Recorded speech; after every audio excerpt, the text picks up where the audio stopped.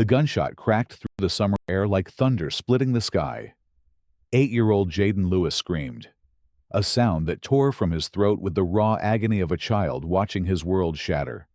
His golden retriever, Atlas, collapsed beside the community pool in a spreading pool of crimson that reflected the afternoon sun like liquid fire. No, no, no. Jaden's voice broke as he wheeled his chair forward, his small hands spinning the wheels frantically. Atlas, Atlas, get up. The boy's dark eyes, wide with terror and disbelief, darted between his fallen companion and the two HOA enforcement officers who stood with their weapons still drawn, smoke curling from the barrel of Officer Martinez's service pistol. The pool area, moments before filled with the lazy sounds of summer children's laughter echoing off the water, the gentle hum of the filtration system, the rustle of palm fronds in the Florida breeze, now pulsed with a silence so complete it seemed to press against Jaden's eardrums. Even the insects had stopped their buzzing, as if nature itself recoiled from what had just occurred. Officer Martinez holstered his weapon with practiced efficiency, his face a mask of professional indifference. Animal was aggressive, presented a clear threat to public safety. His voice carried the flat tone of someone reciting from a manual, each word carefully measured and devoid of emotion. Officer Rodriguez nodded, pulling out his radio. "Control, this is Unit 7. We have a Code 4 situation at Sunset Gardens Community Pool. 1 animal neutralized. No human casualties." The radio crackled with static before dispatch acknowledged the call. Jaden's mother, Diana Lewis, burst through the pool gate, her nurse's scrubs still bearing the creases from her 12-hour shift at Tampa General. The sight that greeted her defied comprehension. Her son, confined to his wheelchair since birth due to spina bifida, sobbed over the motionless form of Atlas, the golden retriever who had been his constant companion, guardian, and bridge to independence for the past 3 years. "What happened?" Diana's voice came out as a whisper, but her eyes blazed with a mother's fury. "What did you do to my son's dog?" Officer Martinez consulted his notepad, flipping through pages with deliberate slowness. "Ma'am, your animal violated HOA regulations, Section 4.7b. No pets allowed in common areas. Animal became aggressive when we attempted to enforce community standards." Aggressive. Diana's voice climbed an octave. "Atlas is a certified service dog. He's trained never to be aggressive. He helps my son with mobility, balance, retrieval tasks." She gestured toward the clearly visible ADA signage posted at the pool entrance, the blue and white symbols stark against the metal fence. Service dogs are legally permitted in all public areas. Rodriguez stepped forward, his hand resting casually on his radio. "Lady, dogs are biohazards, health code violations. We don't care what kind of paperwork you think you have." Jaden's sobs had quieted to broken whimpers as he reached down to stroke Atlas's golden fur, now matted with blood. The dog's chest rose and fell in rapid, shallow breaths. "Mom, he's still alive. We have to help him, please. We have to take him to the vet." Diana knelt beside her son, her trained medical eye immediately assessing the wound. The bullet had entered Atlas's shoulder, missing vital organs, but causing significant bleeding. "Baby, go get your phone. Call Dr. Morrison's emergency line. Tell them we're coming now." "Nobody's going anywhere," Martinez said, stepping between the family and their wounded dog. "This animal is evidence in a public safety incident. Has to be impounded pending investigation." The words hit Diana like a physical blow. Evidence. You shot an innocent service dog, and now you want to take him away from a disabled child. What kind of monsters are you? Rodriguez unclipped his handcuffs, the metal jangling ominously in the charged air. "Ma'am, you need to calm down. Getting hysterical won't help your situation. Diana stood slowly, her 5'3" frame somehow managing to project an aura of fierce protection. My situation? My 8-year-old son just watched you shoot his service dog, his best friend, his lifeline to independence, and you're worried about my tone. The sound of approaching sirens began to filter through the air, growing louder with each passing second. Within minutes, an animal control van pulled up to the pool area, followed by a HOA supervisory vehicle. The small crowd of residents who had gathered at the commotion parted to let the officials through.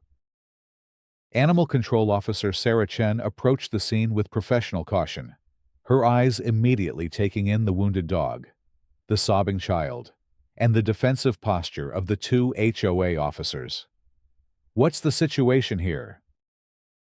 "Aggressive animal. Neutralized according to protocol." Martinez replied, "Need it removed for evidence and public safety." Chen knelt beside Atlas, her experienced hands gently examining the wound. The golden retriever's tail gave a weak wag at her touch, and she looked up with concern. "This dog isn't showing any signs of aggression. He's severely injured and needs immediate veterinary care." "Orders are orders," Rodriguez said. "Animal goes to the impound facility for evaluation." Diana's voice rose in desperation. "The impound facility doesn't have veterinary services. You're sentencing him to death." She pulled out her phone, fingers trembling as she dialed. "I'm calling my lawyer. This is a violation of the Americans with Disabilities Act, animal cruelty, and God knows what else." Martinez grabbed the phone from her hand, ending the call. "Ma'am, you're interfering with an official investigation. I can arrest you for obstruction of justice." The crowd of residents had grown larger, phones now recording the confrontation. Mrs. Patterson, an elderly woman who lived in the building adjacent to the pool, stepped forward. "I saw the whole thing. That dog wasn't aggressive. He was just lying in the shade while the boy was swimming. These officers just walked up and shot him." "Witnesses need to disperse," Rodriguez announced loudly. "This is an active crime scene. Anyone interfering with the investigation will be subject to arrest." But the residents didn't move. Mr. Jameson, a retired police officer, spoke up. "I've been in law enforcement for 30 years, and I've never seen anything like this. Shooting a service dog without provocation is not standard protocol." HOA Supervisor Kate Brennan arrived on scene, her clipboard in hand and her expression stern. "What's all this commotion about? I have noise complaints from 6 different units." Martinez turned to her with visible relief. "Supervisor Brennan, we enforced the no pets policy as instructed. Animal became aggressive, had to be neutralized. Now the family is being uncooperative about evidence impoundment." Brennan consulted her clipboard, flipping through several pages before looking up. "Mr. Lewis, Unit 247 correct. You've been cited 3 times for unauthorized pet presence in common areas. This is your final warning. Any further violations will result in immediate lease termination." Diana stepped forward, her voice steady despite her rage. "Ms. Brennan, Atlas is a registered service dog. I've provided all the documentation required by law. Your officers just shot him without cause, and now they want to impound him instead of getting him medical treatment." "I don't see any documentation in our files," Brennan replied, not looking up from her clipboard. "And frankly, the dog policy is clear. No exceptions." Dr. Morrison arrived at that moment, his veterinary emergency kit in hand. Diana had managed to send him a text before Martinez confiscated her phone. "Where's the injured animal?" he asked, scanning the scene. Chen pointed to Atlas, who was now barely conscious. "Gunshot wound to the shoulder. Needs immediate surgery." Dr. Morrison knelt beside the dog, his examination swift and professional. This animal needs emergency treatment now, or he won't make it another hour. Who's responsible for this? Animal control has jurisdiction, Martinez said. It's evidence in a public safety incident. Doctor, Morrison looked up sharply. Evidence. This is a service dog. There are special protections under federal law. He turned to Chen. You can't impound a service animal without a court order. Chen nodded, then turned to the HOA officers. I need to see the incident report. What exactly happened here? Rodriguez opened his notepad. Animal was observed in common area, without authorization. When we approached to enforce HOA regulations, it displayed aggressive behavior. Officer Martinez discharged his weapon in self-defense. Mrs. Patterson stepped forward again, her voice shaking with indignation. That's a lie. I watched the whole thing from my balcony. The dog was sleeping under the umbrella. These two walked up, and the officer just shot him without warning. The poor child was screaming for his dog to wake up. Other residents began to speak up, their voices overlapping in a chorus of contradiction to the official story. The dog never moved aggressively. He was just lying there. They didn't even try to talk to the boy first. Brennan raised her voice over the crowd. Residents need to return to their units immediately. This situation is under control. The Lewis family will receive a formal notice regarding lease violations within 24 hours. Jaden, who had been silent during the adult arguments, suddenly spoke up. His voice was small but clear. Atlas saved me last month. When I fell out of my chair by the stairs, he ran to get Mom. He's never hurt anybody. He's my best friend. The crowd fell silent at the child's words. Even Martinez seemed to shift uncomfortably, his eyes not quite meeting Jaden's gaze. Doctor, Morrison stood up, his face grim. This dog needs surgery within the next 30 minutes, or he's going to die. I don't care about your investigation. I'm taking him to my clinic. You'll be interfering with evidence, Rodriguez warned. Then arrest me. Doctor, Morrison replied, carefully lifting Atlas onto a stretcher. But I'm not letting an innocent animal die because of your incompetence. As the veterinarian loaded Atlas into his emergency vehicle, Diana knelt beside Jaden's wheelchair. Baby, Atlas is going to get the best care possible. Doctor, Morrison is going to fix him up. Jaden nodded, tears still streaming down his face. Why did they hurt him? Mom, he was just sleeping. He wasn't doing anything wrong. Diana had no answer that would make sense to an 8-year-old. Instead, she hugged her son tightly, feeling the weight of injustice settling on her shoulders like a heavy blanket. As Dr. Morrison's van pulled away, Martinez handed Diana a citation. You're banned from all common areas pending resolution of this incident. Any violation will result in immediate arrest. Diana looked at the paper, the legal language blurring through her tears. You shot my son's service dog, and now you're banning us from the places we live and pay for? Actions have consequences, Brennan said, making a note on her clipboard. The Lewis family has consistently violated community standards. This is the natural result of non-compliance. The crowd of residents began to disperse, but not before several of them approached Diana with offers of help and support. Mrs. Patterson pressed a business card into her hand. My nephew is a civil rights attorney. Call him. Mr. Jameson shook his head as he walked away. 30 years on the force, and I never saw anything like this. Something's not right here. As Diana wheeled Jaden back toward their building, she could feel the weight of watching eyes. Some were sympathetic, others curious, but all seemed to carry the same question. How could this happen in their community?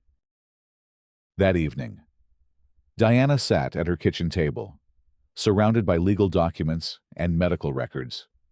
She had spent hours on the phone with attorneys, disability rights advocates, and anyone else who might help her understand what recourse they had. The consensus was clear. What happened to Atlas was a violation of federal law, but proving it would be an uphill battle against an entrenched bureaucracy. Jaden sat in his wheelchair beside her, pushing his dinner around his plate without eating. "Is Atlas going to be okay?" he asked for the 10th time that day. Diana reached over and took his hand. "Doctor, Morrison says the surgery went well. Atlas is strong, and he's going to fight to get better." "Can we visit him?" "Not yet, baby. The HOA says we can't leave our apartment except for emergencies. But Dr. Morrison is sending us pictures and updates." Jaden nodded, then looked up at his mother with eyes that seemed far too old for his 8 years. "Mom, why do they hate us?" The question hit Diana like a physical blow. How do you explain institutional prejudice to a child? How do you make sense of a world where a service dog can be shot without cause? Where a disabled child can be banned from community spaces? Where justice seems like a luxury they can't afford? They don't hate us, baby. They're just scared of things they don't understand. Some people think that being different is dangerous, even when it's not. The next morning brought a knock at their door. Diana opened it to find Officer Martinez standing in the hallway with another citation in his hand. "Mrs. Lewis, you have a visitor downstairs. Building policy requires residents to escort guests at all times." Diana frowned. "I'm not expecting anyone, and we're banned from common areas. Remember? Policy is policy. Your guest can't enter the building unescorted." Diana looked down at Jaden, who was eating breakfast in his pajamas.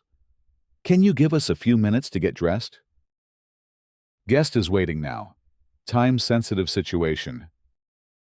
With no choice, Diana helped Jaden into his wheelchair, and they made their way down to the lobby.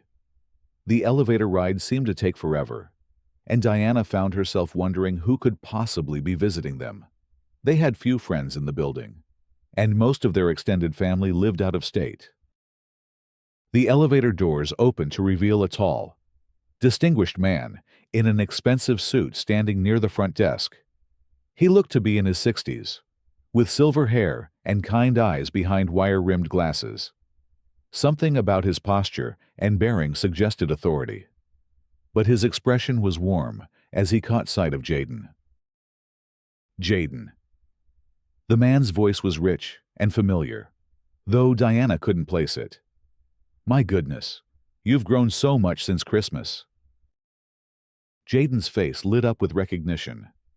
"Grandpa Harry, what are you doing here?" Diana's blood ran cold as the pieces clicked into place.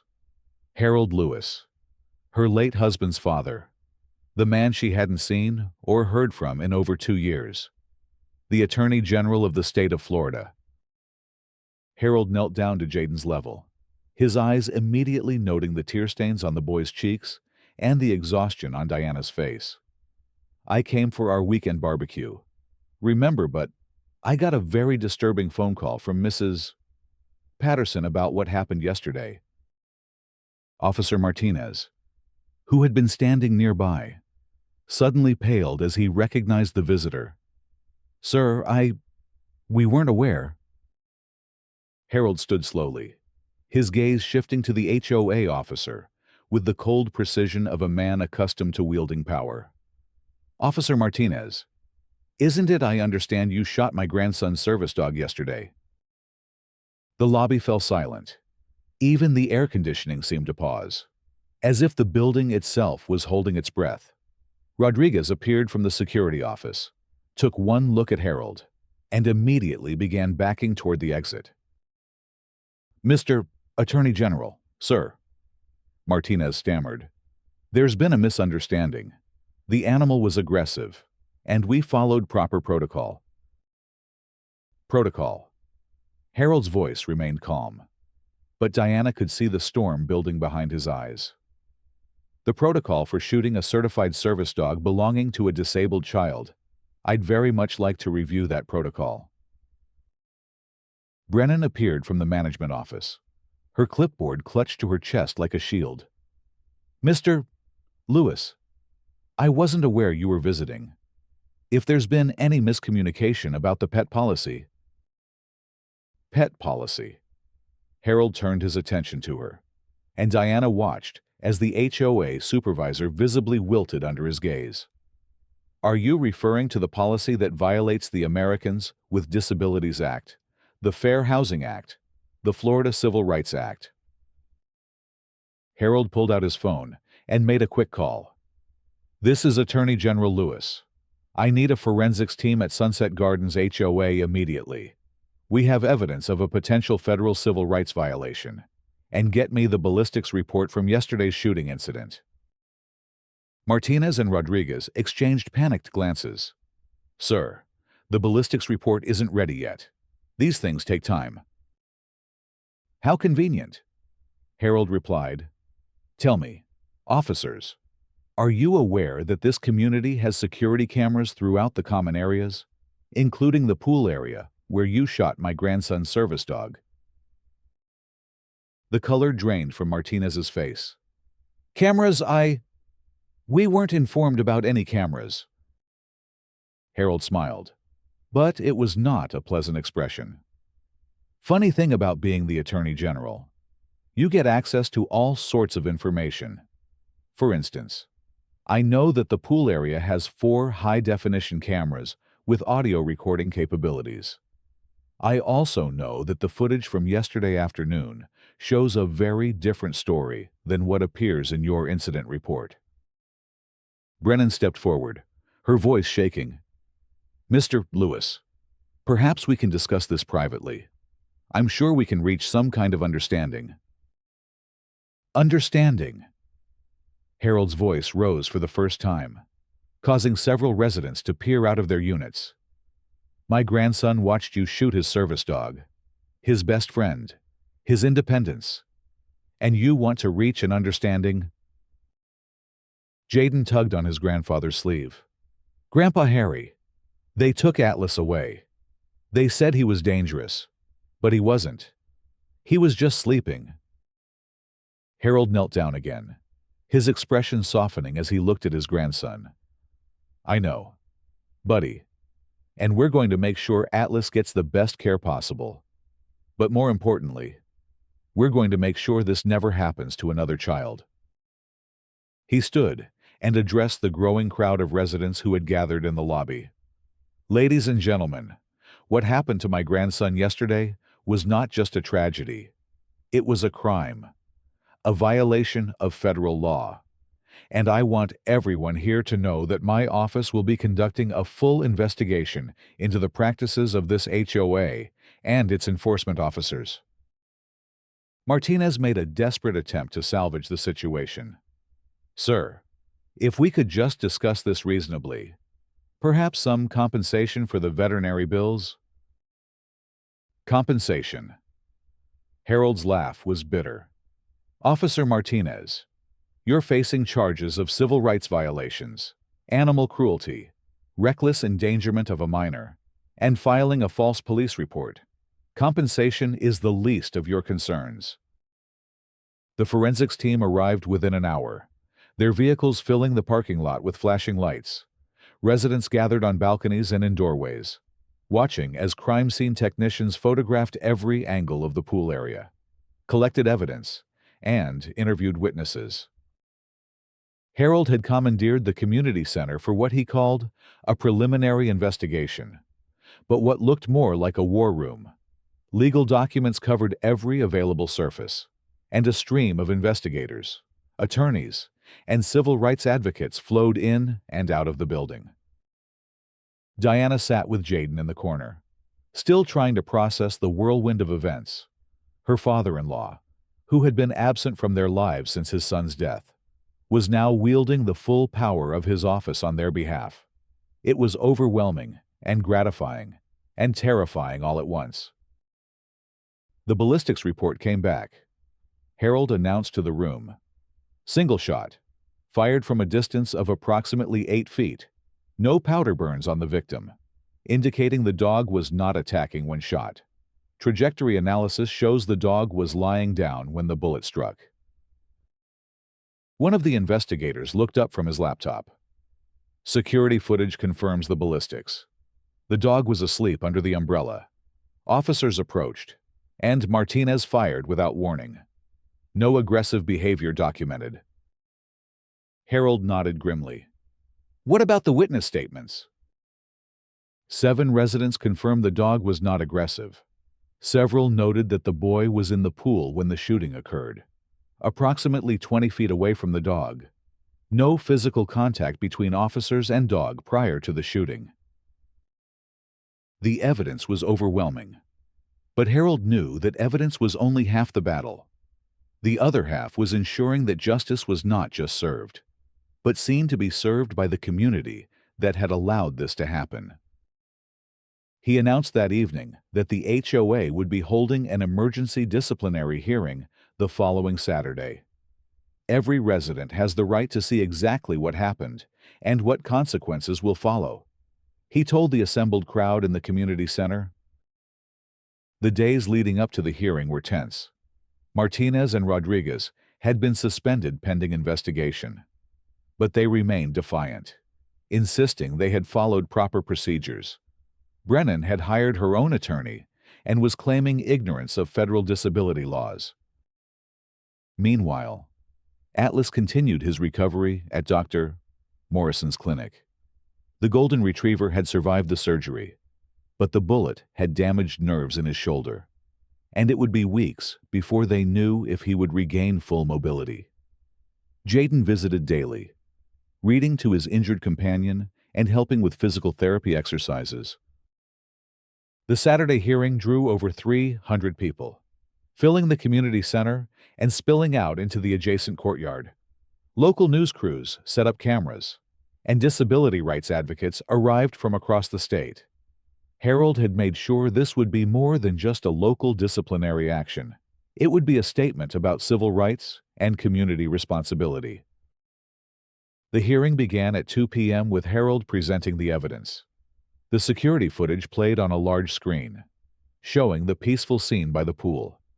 Jaden swimming while Atlas dozed in the shade, and then the sudden, shocking violence of the shooting.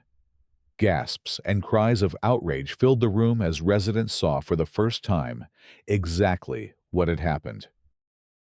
Martinez and Rodriguez sat at a table with their attorney, their faces pale as the evidence mounted against them.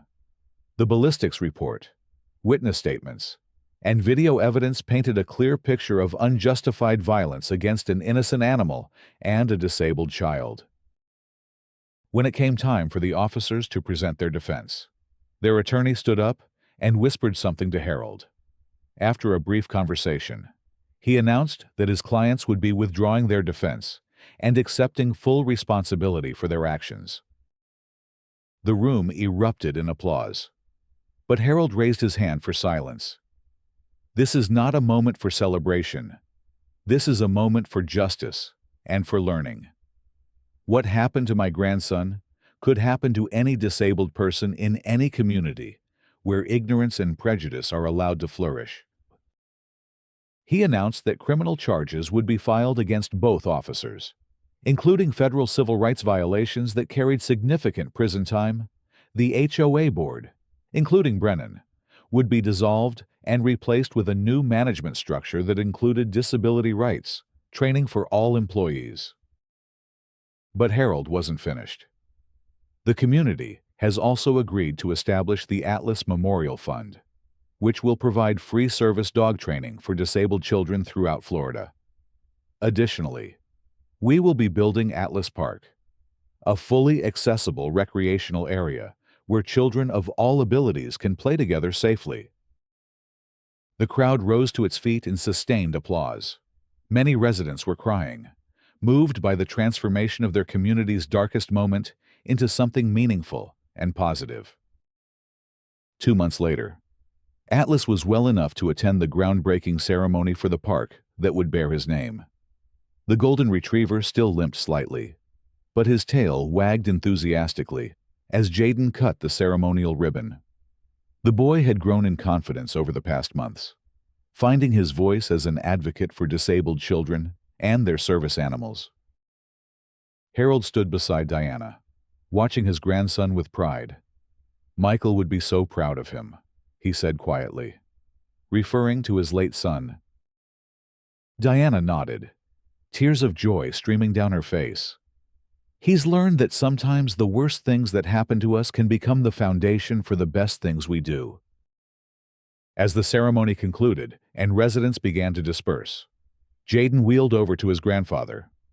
"Grandpa Harry, do you think Atlas knows that he's famous now?" Harold knelt down to scratch behind the golden retriever's ears.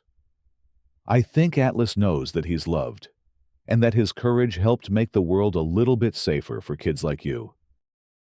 Atlas wagged his tail and nuzzled against Jaden's hand. And for the first time since that terrible day by the pool, everything felt right with the world. The community had learned that differences should be celebrated, not feared, and that true strength comes from protecting the vulnerable, not victimizing them. In the years that followed, Atlas Park became a symbol of hope and inclusion, drawing visitors from across the country who wanted to see what was possible when a community chooses love over fear. And, at the center of it all, a boy and his dog continued to show the world that heroism comes in many forms, and that sometimes the greatest victories are won not through violence, but through compassion, justice, and the unbreakable bond between a child and his best friend. The Atlas Memorial Fund grew to become one of the largest service dog training programs in the Southeast, graduating over 200 working teams in its first 5 years. Each graduation ceremony concluded with Jaden and Atlas demonstrating the partnership between human and dog that the program sought to create, showing new handlers what was possible when training, love, and determination came together. Martinez and Rodriguez each served 18 months in federal prison and were permanently barred from law enforcement. Their convictions became precedent-setting cases in civil rights law, cited in legal textbooks and training programs nationwide. The community they had terrorized ultimately became a model for inclusion and accessibility, proof that even the darkest chapters can be rewritten with courage and commitment to justice.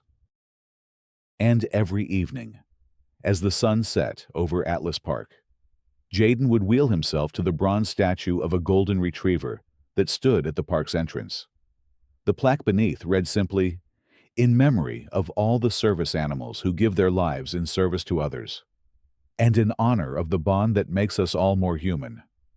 Atlas would sit beside his boy, his graying muzzle resting on Jaden's lap, both of them watching children of all abilities play together in the space that had been born from their pain but nurtured by their hope. The gunshot that had shattered their world had ultimately created something beautiful, something lasting, something that would protect countless other children from ever having to experience the terror they had endured. In the end, love had triumphed over hatred, justice over oppression, and healing over harm. And that, perhaps, was the greatest victory of all.